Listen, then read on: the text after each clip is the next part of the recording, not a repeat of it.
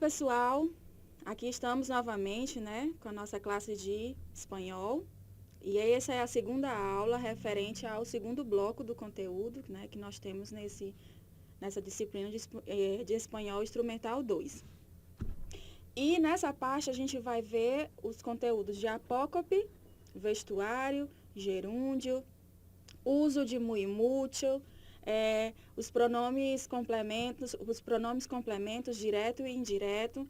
E nessa videoaula nós vamos nos concentrar no uso das apócopes, o uso do muy mucho e o uso dos pronomes complementos, né? E a colocação correta deles no texto, das frases que nós estaremos escrevendo, que vocês tenham material, né? A gente tem aqui essa videoaula que é para fazer uma explicação breve do conteúdo, mas o trabalho maior é de vocês, na leitura do material, respondendo os conteúdos. É importante responderem exercícios, é importante vocês participarem dos fóruns, dê lá a sua participação, comente dos seus colegas, procure ler o máximo possível, né, desse conteúdo e de outros conteúdos.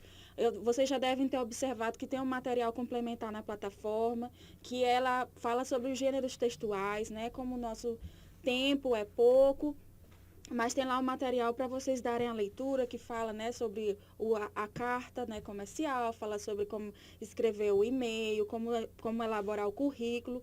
Esses são textos, são materiais, né, relacionados à profissão que vocês vão ter, né, de secretariado quando saírem desse curso.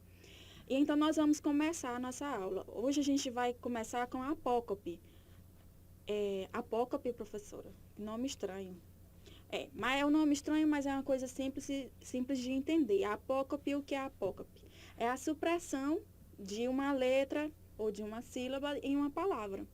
E no espanhol, a gente tem apócope em algumas palavras adjetivas, né, que estão ao lado de substantivos. E a gente tem aí no slide número 3, a gente tem uma charge. Tem duas charges e aí nós temos exemplos de uma apócope, que está destacado aí, um nombre. E qual é a apócope? É um, que em espanhol é uno, né? Aí engoliu aí, suprimiu o que foi a letra O. A apócope, geralmente, ela acontece antes de substantivos singular e masculinos. Mas nós temos casos especiais que elas acontecem tanto no feminino como no masculino. Mas o que é apócope, né? No conceito, como a gente vê aí no slide 4, tem o conceito bem bonitinho, onde vocês vão ler. E eu vou ler aqui com vocês. A apócope se define como a perda de uma ou várias letras ao final de uma palavra. Essa é a definição da Real Academia, né? E essas supressões, elas produzem normalmente antes de um substantivo masculino singular. Aí a gente tem um exemplo. Es un nombre de buen corazón. O nombre, hombre é um substantivo masculino singular, e aí uno ficou um. E nós temos aí o substantivo coração, e bueno é o quê? É um adjetivo. E aí ficou buen, que seria bueno, né? Como a gente estava aprendendo. Aí a gente vai ver aqui a relação de quais são as palavras que se apocopam. A gente diz apocopam, é porque ocorreu a supressão, então, de uma vogal ou duas no final da palavra. Aí a gente, como vocês podem observar, que geralmente são os substantivos e os advérbios. E nós temos os numerais, alguns numerais também, que se apocopam, que perdem, então, essa vogal. Aí eu vou ler com vocês, e a gente já vai vendo aí ao lado, isso é no slide 5, os exemplos. Nós temos aí bueno, e na forma apocopada é buen, malo, mal, alguno, algum, primero, primer, tercero, tercer, uno, santo, san. Bueno é bom, malo é mal, ninguno é nenhum, primeiro é primeiro, a diferença é que não tem aí o i, terceiro é o terceiro, uno é um e santo é são, certo? Não, santo, que aí a gente vai ver o São Tomás, Santo Tomás, né? A gente vai ver mais na frente. Aí a gente tem aqui o exemplo. Tiempo bueno. Observe que tiempo é uma palavra no singular e masculina. E bueno não ficou apocopado? Por quê? Porque bueno está depois da palavra. relembrando, né? A apócope só ocorre quando a palavra ela vem antes, quando ela é usada antes de um substantivo. Então, tiempo bueno, buen tiempo. Dia alguno, algum dia. Sítio ninguno, sítio, que é o sítio? Sítio é um lugar, lugar nenhum, né? A tradução em português. Então, fica ningún sítio. Libro primeiro. Libro é livro. Então, primeiro livro. Capítulo terceiro. Terceiro capítulo. 31. Ah? Então, um ano. Aí a gente tem aqui ano, substantivo, singular, masculino. E fica antes, certo? Vamos ao seguinte slide. Slide 6. Aí, se apocopam quando van delante de qualquer substantivo. Como eu disse, em geral, as apócopes, ou seja, as palavras perdem, né, uma vogal ou duas no final, quando vão antes, por regra, antes de substantivo singular masculino.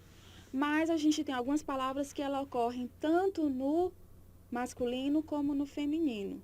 Lembrando, gente, que a apócope só ocorre no singular. Quando é no plural, ela vai ficar no plural normal, né? Então, nós temos aí qualquiera, qualquier, ciento, cien, grande, gran, certo? E a gente só no singular. Exemplo, um ninho qualquer, um menino qualquer. Então, qualquer ninho, qualquer menino.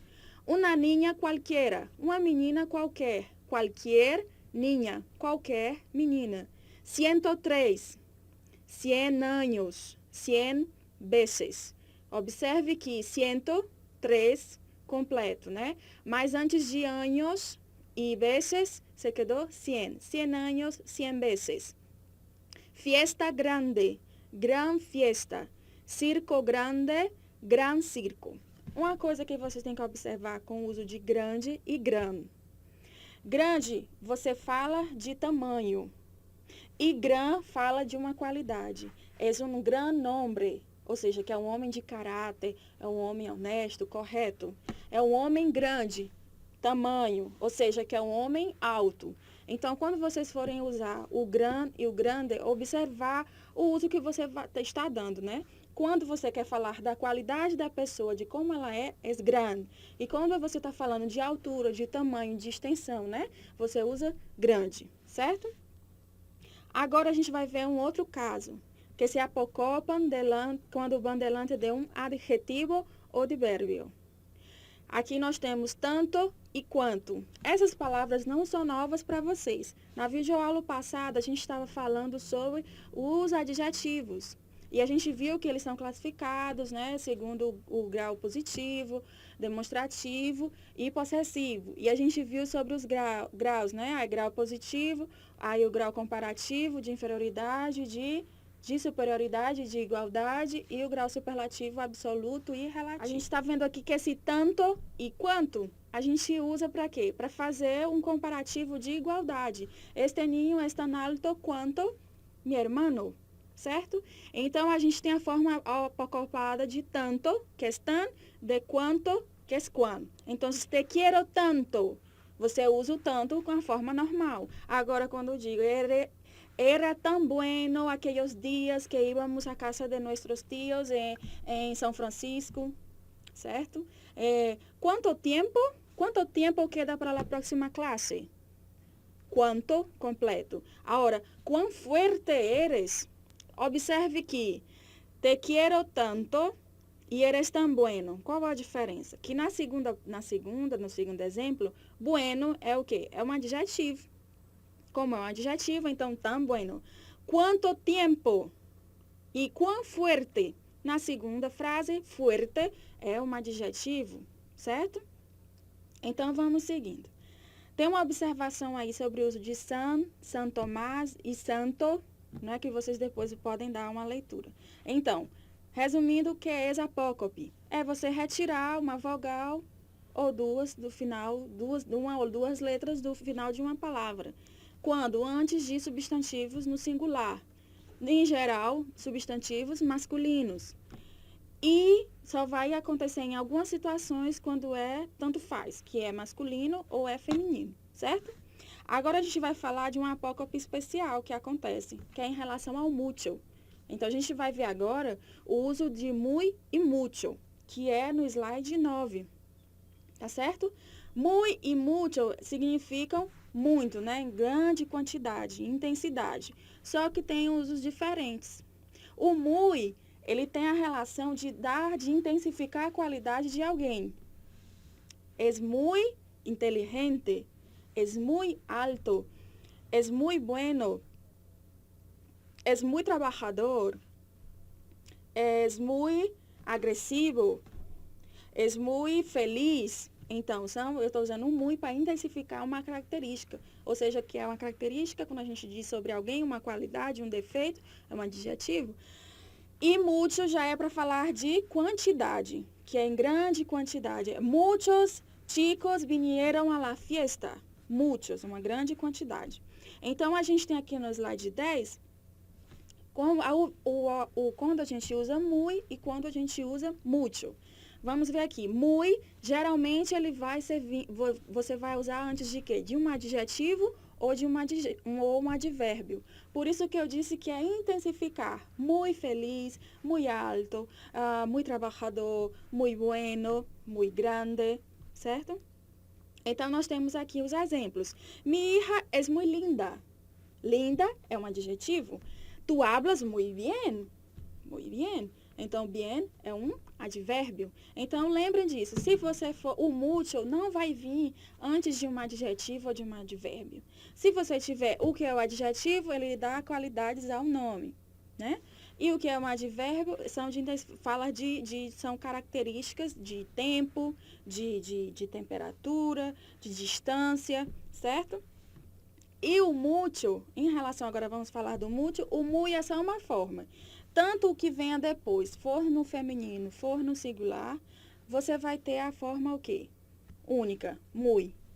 Apocopada, né? Diferente. Por isso que a gente está vendo ele diferente, porque não é perder uma vogal ou perder uma letra ou duas letras. É uma forma diferente de escrever, certo? E o mucho, ao contrário do muy, você vai ter a forma no singular, você vai ter a forma no plural, você vai ter a forma no feminino, a forma no masculino. E lembre, o muy, ele intensifica uma característica, ele vai antes do adjetivo e o advérbio intensifica uma qualidade. E o mucho, ele é mais de quantidade, quando você fala de quantidade. Então, nós temos aí, mucho, muchas, mucho, muchos, mucha, muchas. Antes de quê? De um substantivo. Muy usa antes de adjetivo ou advérbio. Mucho você vai usar antes de substantivo. Exemplos. Aqui há muita gente. Hice muchos ejercicios. Trabaja mucho, que é o mucho depois de um verbo. Exemplos aqui, verbo mais mucho. Mi marido trabaja mucho, ella estudia mucho, ella escribe mucho, ellos viajan mucho por Espanha, ok? Então, o mucho você vai usar antes de substantivo, depois de verbo, certo? Vamos ver aqui. Nós temos aqui outras charges, né, com os exemplos. Vocês vão fazer a leitura. Nós temos vestuário, que é um vocabulário de vestuário, que vocês sabem lá, como a gente tem lá no material, que ele traz comentando, né, qual é o vestuário de um profissional, como você deve se vestir, qual é o seu comportamento quando você vai a uma entrevista. Sabemos que no ambiente de trabalho você não se veste como você vai a casa de um parente, ou vai de passeio, ou está indo a uma festa. Tem um cuidado maior com a forma de vestir. Por isso a gente viu aí, trouxe no livro, né, o vocabulário de vestuário. E aqui nos slides vocês têm várias palavras que vocês, para conhecerem como é que eu digo o nome das minhas roupas, ou quando você pega um texto, quem sabe você vai trabalhar numa empresa, uma fábrica de roupas, que tem vários contratos com empresas de fora, não sei, e você recebe lá uma solicitação de venda, uma solicitação de fornecimento de produto, e lá na discriminação da nota fiscal está lá vários produtos em espanhol, e entre eles um vestuário, produtos de roupa, que você, meu Deus, e significa o quê? Então, nós temos aqui Como se diz, né, as roupas? Então, nós temos o vestuário de inverno, o vestuário de verão, acessórios, né? Aí tem o el vestido, o slide 15, el vestido, la falda, los vaqueros, que é os jeans, né? El traje. El traje a gente usa para usar com a roupa toda, essa roupa masculina, né? Que é o terno, a camisa, a gravata. É el traje com a calça, certo? Aí la blusa pode ser de manga larga ou manga corta, vale? Aí pode ser de tiritas, essa é que é regata ou de alcinha. La camisa, la camiseta, el jersey, que é o de frio, certo? Aí nós temos la chaqueta de cuero. Aqui é um exemplo de uma chaqueta, é uma blusa aí listrada de calor. Essa daqui ela esquenta, não é de couro, mas também se chama chaqueta. El chaleco, que é o colete, né? La sudadeira, que é como é o suéter, esse casaquinho de frio, né? Que a gente vê muito nos seriados americanos, né? Que a gente, no nosso calor maravilhoso aqui de Teresina, ou da sua cidade, do Piauí em geral, a gente geralmente não usa na sudadeira, né? El chandal, que é essa roupa completa, o conjunto, né? Dessa blusa com a calça, que são de malha, que são roupas próprias para fazer exercício. El pijama, la corbata, que é, né, a gravata do homem. El cinturón, el bolso, e quando a gente fala de bolsillo, que é o bolso da calça, né, bolsillo, e el bolso é a bolsa da mulher, né? E sacola, que é a bolsa. Então, a sacola de lixo, a sacola do supermercado, essa sacola reciclável que a gente usa hoje em dia é la bolsa. La bolsa. Então, você não vai dizer, minha bolsa está aqui, ou, la bolsa que está aqui no texto se refere à bolsa feminina. Não. Bolsa feminina é el bolso e a sacola é la bolsa, vale? El pañuelo, que é o lenço, elegante, né? Traz um ar de elegância à mulher e ao homem, né? Aqui no bolso do terno, del traje. Las gafas de sol, pode ser gafas de sol, lentes de sol, temos o reloj, que é o relógio, né? E aí no slide seguinte fala do vestuário de verão, né? La camiseta de manga corta, la camiseta de tiritas, las bermudas. E também se pode dizer, a gente também pode chamar pantalão corto, el vestido de tirantes, la minifalda, que é a mini saia, las playeras, que são os chinelos. A gente diz playeras e também a gente diz chancletas, las chancletas. Las sandálias. Sandálias, pode ser sandálias de tacones, que é de salto. Pode ser sandálias plataformas, que em espanhol você não detalha tanto os tipos de calçados, né? A gente no Brasil tem a sandália de alcinha, a sandália fechada, a sandália anabela, a sandália plataforma, N sandálias e cada uma com uma característica. Né? Em espanhol são sandálias. Sandálias plataforma, sandálias de tacones, que é de salto, e não faz tanta descrição como a gente, né? E chancletas são as sandálias rasteiras, né? Aí nós temos, como é que a gente chama a sapatilha? Que é a sapatilha, né, que da mulher, essa bonitinha fechadinha, eles chamam bailarina, bailarina. Aí, continuando, temos aqui el biquíni, el banhador, que é del hombre, e da mulher o maiô, né, o banhador. Depois, no slide seguinte, a gente tem roupa de frio. El abrigo. El abrigo é o casaco, né, esse mais fechado, que é mais grosso e que esquenta. Também chama el saco.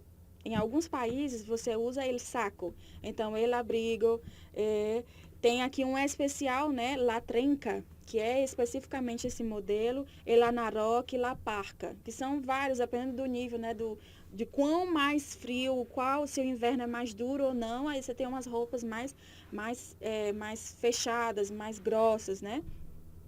Ele chama-se el casaco gordo, que é grosso, né? Mais pesado. Aí la caçadora, que aqui aparece caçadora, né?